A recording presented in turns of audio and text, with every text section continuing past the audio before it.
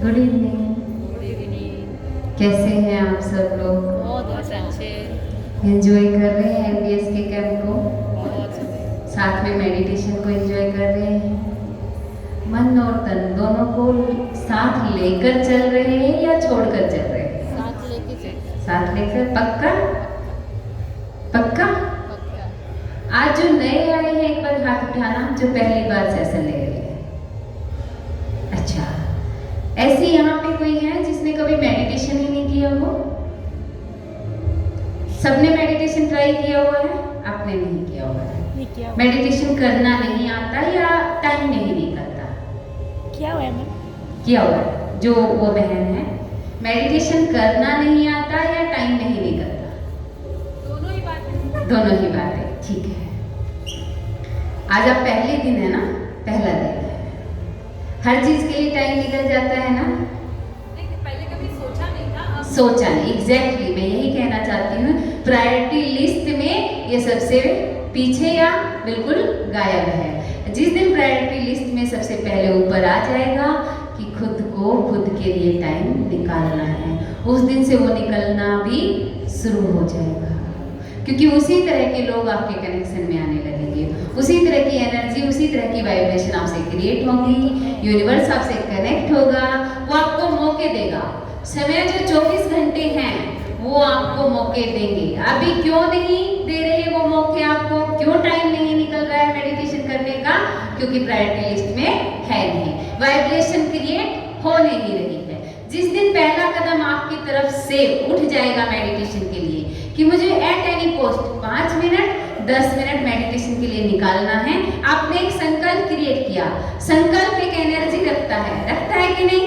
वो एनर्जी, वो वाइब्रेशन, वो वेव्स फैलने लगेंगी चारों तरफ। वो वेव्स आस-पास फैलेंगी, पांचों प्रकृति के तत्व उसको कैच करेंगे, यूनिवर्स कैच करेगा, परमात्मा कैच करेगा, और वो 24 घंटे में से आपके लिए वो टाइम अवेलेबल करवा देगा, क्योंकि उसको काम मिल गया है। आपको पता है यूनिवर्स हमारे काम देने का इंतजार करता है कि कोई तो आए, मुझे डायरेक्ट, एकदम डायरेक्ट होना चाहिए, लेकिन हमारा मैसेज उसकी तरफ एकदम क्लियर मैसेज कि कोई तो आए, मुझे कोई मैसेज दे, कोई मुझे काम दे और मैं उसके ऊपर काम करना शुरू करूं। अभी तक काम क्यों नहीं हो रहा है? ये मेडिटेशन अभी तक क्यों नहीं हुआ? बहन, मैं आपको नहीं सिर्फ इंडिकेट कर रही हूँ, मैं सब कॉमन ले रही हूँ ये बात, ठीक है? तो ये मेडिटेशन के लिए टाइम अभी तक क्यों नहीं निकला? क्योंकि अभी तक हमने यूनिवर्स को, परमात्मा को मैसेज नहीं दिया, उसको काम नहीं दिया। वो कहता है use me, use me, use me. अब जैसा यूज करना चाहे, आप कहेंगे मेरे पास पार्टीज के लिए टाइम है, तो पार्टी के लिए निकल जाता है। मेकअप के लिए टाइम निकालना चाहते हैं, मेकअप के लिए निकल जाता है। खाने के लिए निकालना चाहते हैं, क्योंकि वाइब्रेशन आप क्रिएट कर रहे हैं, यूनिवर्स आपको प्रोवाइड करने के लिए तैयार है। यूनिवर्स के पास सिर्फ और सिर्फ रिसोर्सेज हैं। क्या है? रिसोर्सेज हैं। न्यूट्रल है वो आपका नौकर है, मैं नौकर ही कहूंगी उसको। आप अगर उसको ऑर्डर दो, वो आपको देना शुरू कर देगा। हमारे जीवन में ऐसी चीजें क्यों नहीं हो रही हैं? क्योंकि हम ऑर्डर नहीं कर रहे हैं। एक माइंड की हम शायद 15-20 मिनट ही कनेक्टेड हैं। फिर मैं चाहूँगी, हमारे बीच में बड़ी दीदियाँ भी हैं, हमारी और बहनें भी हैं जो तपस्विनी बहनें हैं, स्टेज पे आके हम सब लोग थोड़ी सी देर 5 मिनट 10 मिनट मेडिटेशन साथ मिलकर करवाएंगे, और उनकी पावरफुल दृष्टि चाहती हूँ मैं। आज हमारा लास्ट सेशन है। हमारी बड़ी दीदियाँ जो जब से इन्होंने शायद जन्म लिया है, शायद 15 साल या 20 साल के ही हुए होंगे, मुझे शायद इनकी ज़्यादा हिस्ट्री नहीं पता, मैं यहाँ से नहीं हूँ, लेकिन मुझे इतना है कि जो हमारे बड़े दीदी हैं वो कितने साल से तपस्या करते हैं, कितने साल से उन्होंने योग की एक पावर को इकट्ठा कर रखा है इन आँखों में, इस पूरी बॉडी में और आत्मा में। मैं चाहती हूँ वो 5 मिनट सबको मिलनी चाहिए, आज उनकी वाइब्रेशन सबको फील होनी चाहिए। आज मैं ज़्यादा समय नहीं लूँगी, मैं एक बार जो थोड़ी देर 10 मिनट मुझे बात करनी है वो बात करके फिर मैं बड़ी दीदियों को इन्वाइट करूँगी। तो मैं कह रही थी, हमारे माइंड की इतनी कैपेसिटी नहीं होती है कि ये एक विजुअलाइजेशन में और रियलिटी में फर्क कर पाए। मेरी बात गौर से सुनिएगा, जिसको समझ नहीं आ रहा, मैं चाहती हूँ जो भी भाई बैठे हैं पीछे वो आगे आ जाएं प्लीज। फ्रंट की सीट्स खाली हैं, जो भी पीछे बैठे हैं वो आगे आ जाएं, ताकि आई कांटेक्ट अच्छे से हो पाए, क्योंकि आई कांटेक्ट होता है तो एनर्जी ट्रांसफर होती है, एक्सचेंज होती है। मेरी रिक्वेस्ट है सबसे, जिसके पास अवेलेबिलिटी है वो आगे की सीट्स पे आ जाए।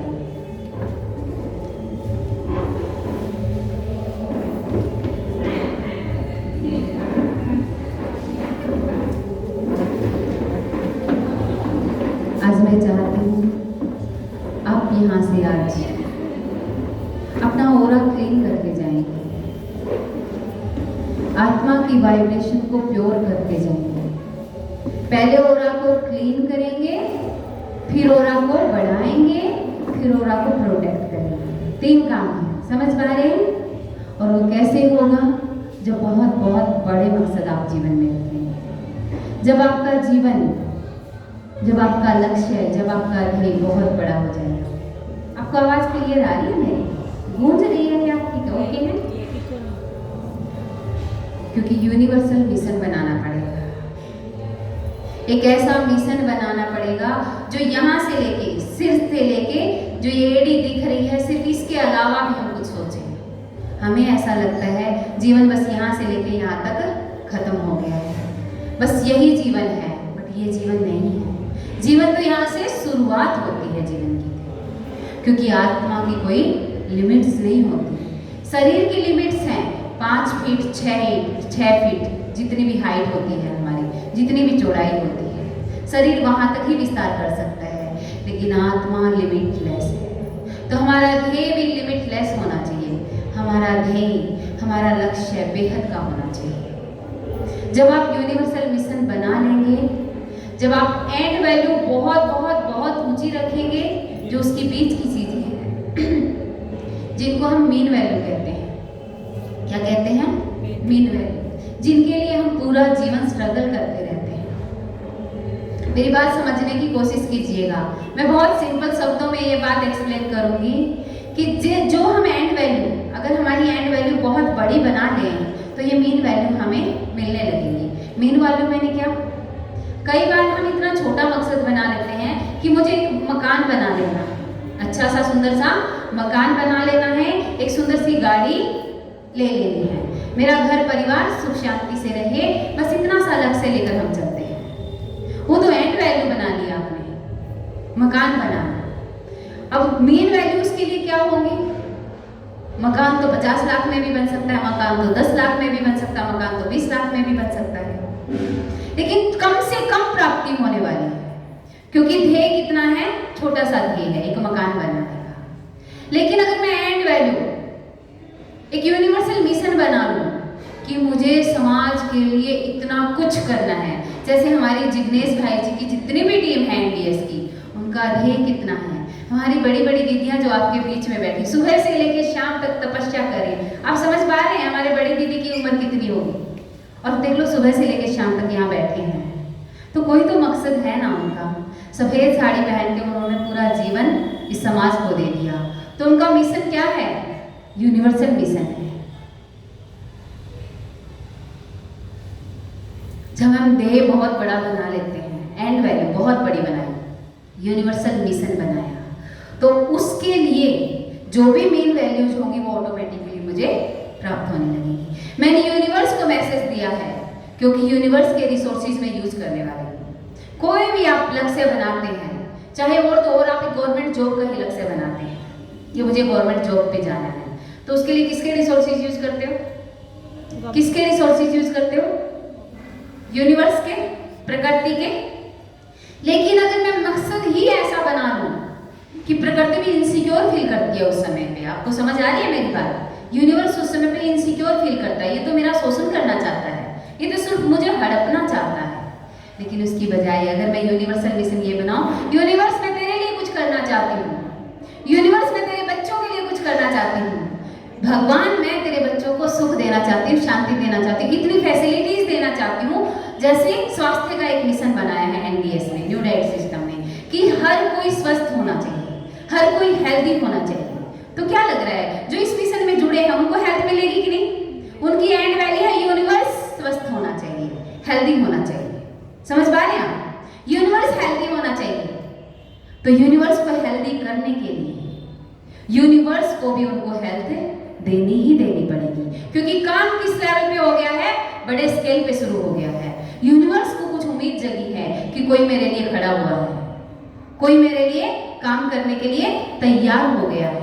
तो यूनिवर्स के पास जितने भी रिसोर्सेज होंगे, जितने भी लोग उनके कांटेक्ट में होंगे यूनिवर्स के इस तरह के मिशन के लिए, स्वास्थ्य से रिलेटेड, मेडिटेशन से रिलेटेड, तो लोग उनके आसपास आने लगेंगे।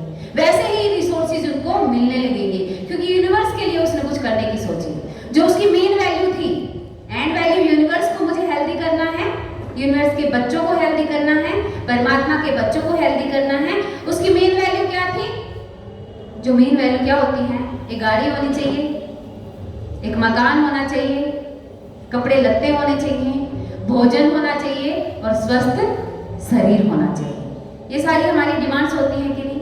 जब मैंने इतना बड़ा मकसद बनाया है, यूनिवर्स के लिए कुछ करने के लिए मैं अगर तैयार हो गई हूँ, अब यूनिवर्स की जिम्मेवारी बनती है ये सारी चीजें मुझे वो खुद प्रोवाइड करवाता है।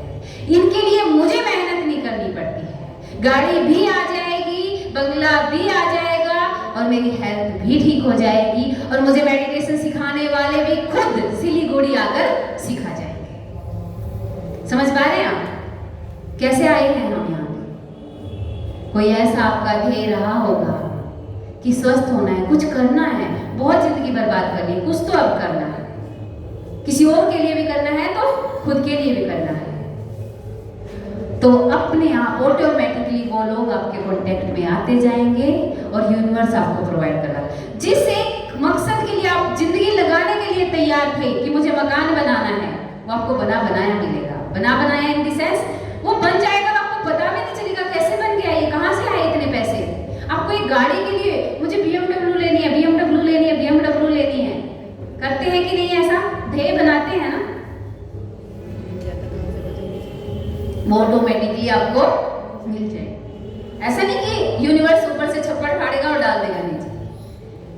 देगा तो वो आपकी ही मेहनत का फल, लेकिन वो मेहनत आपको मेहनत नहीं लगेगी। इतना कुछ देगा वो, क्योंकि उसकी कैपेसिटी बहुत है। आप अपनी कैपेसिटी से उसको दे रहे हैं, वो अपनी कैपेसिटी से आपको देगा। मैं इसके लिए एक सुंदर सा एग्जांपल लेती हूँ कई बार, कि जैसे सपोज करो मुझे किसी को गिफ्ट देना है, बड़े से बड़े आदमी को, बड़े सा बड़ा आदमी, हम अंबानी का ही एग्जांपल ले लेते क्योंकि वो फेमस है ना, भी धन के रूप में फेमस है। मेरी कैपेसिटी कितनी है अंबानी को गिफ्ट देने की? आई थिंक 1000 रुपए तक का गिफ्ट दे सकती हूँ, ज्यादा से ज्यादा 5000 रुपए तक का गिफ्ट दे सकती हूँ। लेकिन जब अंबानी मुझे रिटर्न में गिफ्ट देगा, कितने का देगा? वो 5000 का गिफ्ट देगा मुझे। वो 50 लाख, 10 लाख, 1 लाख, कुछ इस तरह के अमाउंट्स का गिफ्ट वो मुझे देगा, क्योंकि उसके लिए वो कोई बड़ी चीज नहीं है। मेरे लिए तो 5000 भी बड़ी चीज थी, लेकिन उसके लिए 50 लाख भी कोई बड़ी चीज नहीं है। मेरी कैपेसिटी इतनी सी है, लेकिन वो सारी की सारी कैपेसिटी मैंने यूनिवर्स को दे दी कि ये कैपेसिटी, ये एनर्जी मैं तेरे लिए लगाना चाहती हूँ। यूनिवर्स क्या कहता है? मेरे पास इतनी कैपेसिटी है, ये मैं तेरे लिए लगाना चाहता हूँ। मेरी बात समझ पा रहे हैं? मेरी बात समझ पा रहे हैं? मेरे पास इतनी कैपेसिटी थी, आ रही है समझ आ रही है? ओके, ठीक है।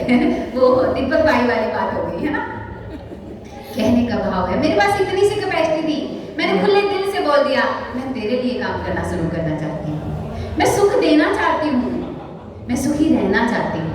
यूनिवर्स क्या कहेगा? इतना सुख है, इतनी शांति है, इतनी खुशी है मेरे पास, ले ये सारी की सारी तेरी। और वो खुशी, वो कार भी मिलेगी, वो गाड़ी, जो भी है, बंगला, हेल्थ, बच्चे, परिवार, सब कुछ मिल जाएगा और एंड वैल्यू तक आप पहुंच ही जाएंगे। इसलिए मकसद इतना सा नहीं बनाना है, इतनी छोटी बुद्धि नहीं रखनी है, मकसद इतना बनाना है। जैसे सुबह हम कह रहे थे ना, परमात्मा से आप कितना प्यार करते हैं, आप शायद सब नहीं थे, बताना आप भगवान से कितना प्यार करते हैं? करके दिखाइए, करके दिखाइए। भगवान से अगर मैं पूछूं कितना प्यार करते हैं? ये हाथ ऐसे होते हैं ना, क्या मतलब है इनका? बहुत सारा, बहुत सारा, यानी कि हाथ ऐसे खुले हैं, ना इधर लिमिट थी ना इधर लिमिट थी, यानी कि अनलिमिटेड, बेहद का प्यार करते हैं कि नहीं?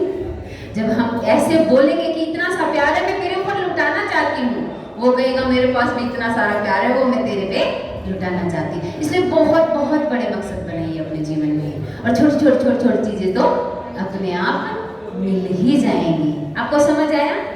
अब एक और कंसेप्ट मैं बताती हूँ कि हमारा जो माइंड है, अगर आप गाइडेड विजुअलाइजेशन करते हैं, जिसको हम मेडिटेशन कहते हैं, अलर्टनेस के साथ विजुअलाइज करते हैं, कंट्रोल्ड विजुअलाइजेशन करते हैं, तो ये माइंड रियलिटी और कंट्रोल्ड इमेजिनेशन में फर्क नहीं कर पाता है।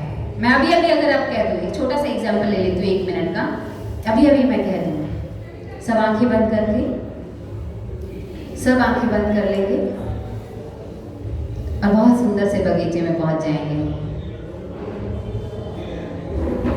वहाँ सुंदर से बगीचे में हरी हरी घास, और उस हरी हरी घास पे छोटी छोटी ओस की बूंदें हैं, और जूते निकाल कर मैंने उन ओस की बूंदों पे चलना शुरू कर दिया है, एकदम पूरे अटेंशन के साथ।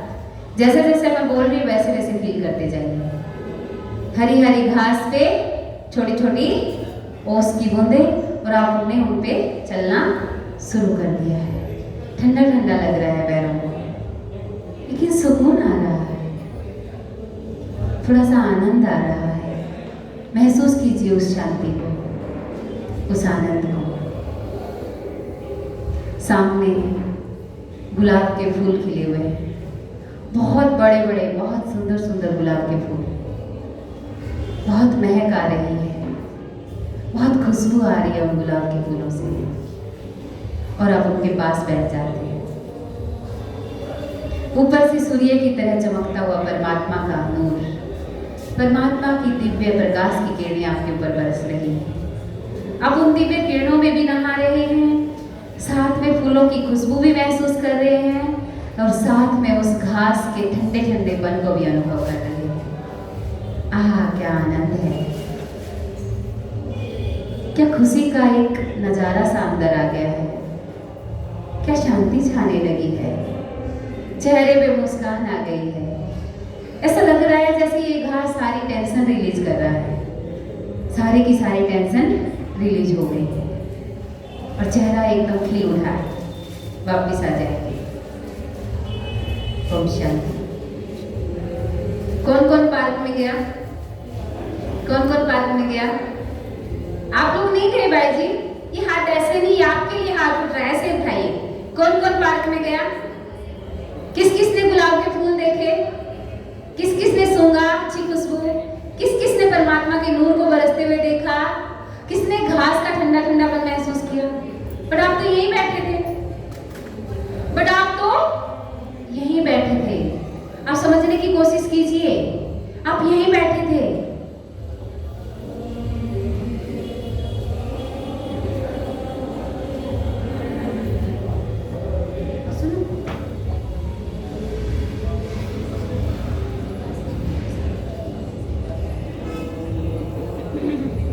आप यहीं बैठे थे ना, बट महसूस क्या हो रहा था कि वो मोमेंट आप फील कर पा रहे थे। डिप्रेशन क्या होता है और खुश मिजाज इंसान क्या होता है? यही होता है। डिप्रेशन वाला इंसान पूरी पूरी चीजें उसके जीवन में उस समय घट नहीं रही होती है, बट उनको विजुअलाइज करता रहता है, विजुअलाइज करता रहता है। स्टेट ऑफ माइंड जो वो स्थिति है वो सेव बन जाता है।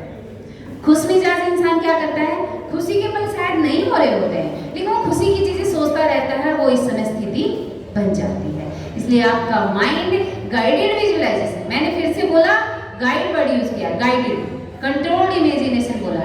ऐसे तो हम सारा दिन इमेजिन करते हैं, बट फर्क नहीं पड़ता है। लेकिन अगर कंट्रोल करके इमेजिन करोगे तो वो रियलिटी और इमेजिनेशन में फर्क नहीं कर पाता है, और सेम स्टेट ऑफ माइंड हो जाता है, खुशी का, शांति का, आनंद का, प्रेम का। और यही मेडिटेशन हमें सिखाता है। आप समझ पा रहे हैं मेडिटेशन क्यों करना चाहिए? और धीरे धीरे आप देखिए उससे क्या होता है। मैंने बोला मैं फूल की खुशबू को सूंघ रही हूँ, मुझे आनंद आ रहा है, मेरी आनंद की स्थिति होने लगी, आनंद यहाँ पे क्रिएट होने लगा, वाइब्रेशन आनंद की क्रिएट होने लगी, न्यूरॉन को मैसेज जाने लगा, 60 to 70 ट्रिलियन सेल को मैसेज जाने लगा आनंद का, यूनिवर्स में से कनेक्ट होने लगा, क्योंकि आनंद यूनिवर्स के पास भी बहुत है, परमात्मा के पास बहुत आनंद है, परमात्मा मुझसे कनेक्ट होने लगा। क्या हो गया? एक व्हील बन गई सबके बीच में। और सेम स्थिति जो आज हमें इमेजिनेशन लग रहा है, जो आज हमें काल्पनिक लग रहा है, वो धीरे धीरे वास्तविकता में बदल जाता है। इसी को बोलते हैं सपनों को साकार करना, इसी को बोलते हैं एम को रियलिटी में बदलना। और मैं एक और बात कहना चाहूँगी,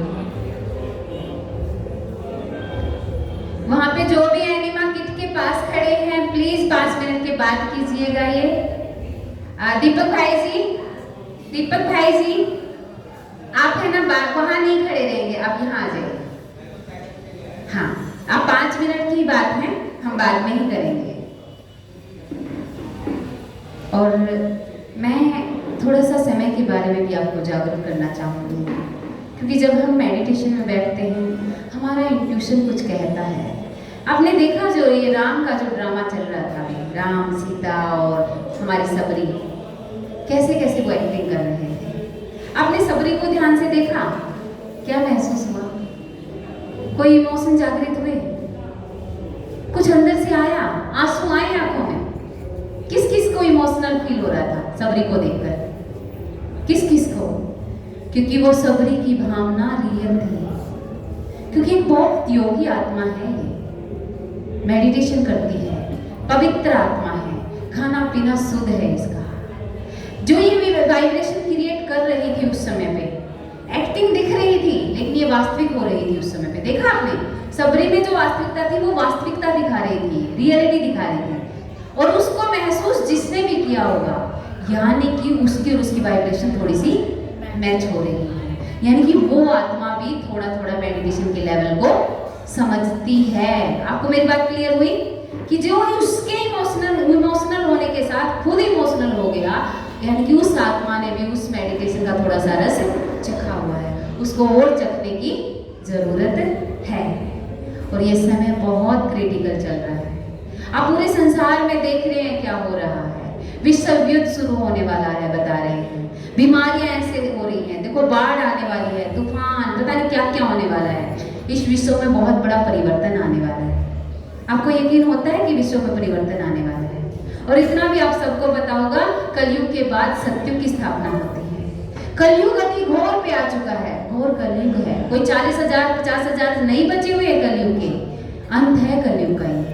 और ये समय मैं सबसे पहले ये बात जरूर कहती हूँ, चाहे किसी को यकीन हो या ना हो, लेकिन यहाँ पे बहुत सारे ऐसे परमात्मा के बच्चे बैठे हैं जो पहली बार शायद ब्रह्मा कुमारी में कभी नहीं गए, जिसने कभी कोर्स नहीं किया। कोई है यहाँ पे जो कभी ब्रह्मा कुमारी में नहीं गया, जिसने कोर्स नहीं किया? कभी कोर्स ही नहीं किया, कभी जाना नहीं। लेकिन इस समय ये संगम का समय चल रहा है, ये आत्मा और परमात्मा का मिलन का समय चल रहा है। अगर अब गवा दोगे तो आत्मा परमात्मा से मिल नहीं पाएगी, कभी भी तरसते ही रह जाओगे, भक्ति ही करते रह जाओगे। ये भक्ति के फल का समय है, ये संगम है, आत्मा और परमात्मा का मिलन। अपनी आत्मा को उस परमात्मा से मिलवा लीजिए। अभी तक तो हम देवताओं से या संत महात्माओं से या बड़ी बड़ी दीदियों से ही उस वाइब्रेशन को फील करते थे, गुरुओं से फील करते थे कि हमें शांति मिल जाए, सुख मिल जाए, उस परमात्मा की अनुभूति हो जाए।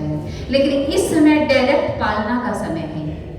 इस समय स्वयं परमात्मा इस धरा पर अवतरित होकर वो हमारी पालना कर रहा है, लेकिन उसको इन स्थूल आंखों से देखा नहीं जा सकता है, क्योंकि वो शरीरधारी नहीं है, वो एक लाइट है, वो एक प्रकाश है। अगर उसको महसूस करना है, उसकी पालना लेनी है, तो आपको पहले प्रकाश बनकर बैठना होगा। प्रकाश बनकर बैठना माने क्या? अपनी आत्मिक स्थिति में। आत्मा क्या होती है? प्रकाश होती है। आत्मा एक लाइट होती है। इतना सब मानते हैं कि नहीं? आत्मा एक एनर्जी है, आत्मा एक लाइट है, प्रकाश है। अगर आपको परमात्मा को महसूस करना है तो आपको आत्मिक स्थिति बनानी होगी। जैसे ही आत्मिक स्थिति बनेगी तो आपको क्लियर दिखाई देगा, आपको उसकी पालना महसूस होगी। और 100 साल का संगम युग है। 1936 से युग शुरू हुआ है और 100 साल जोड़ोगे तो कितना? 2036। यकीन करो या ना करो, लेकिन जो मैंने पाया, मेरा मन करता है कि हर कोई आत्मा उस परमात्मा से जुड़े। एक बार उसको फील करके देखिए, आगे आपकी मर्जी है। एक बार उसको फील जरूर करके देखना। मैं ज्यादा नहीं कहूंगी, 1 हफ्ता ट्राई करके देखना। 1 हफ्ता कुछ ना महसूस हो, छोड़ देना। बहुत सारे जीवन में क्रियाएं करके देखी हैं, बहुत सारी चीजें अनुभव में लाके देखी हैं, जो अच्छा नहीं लगा छोड़ दिया गया है।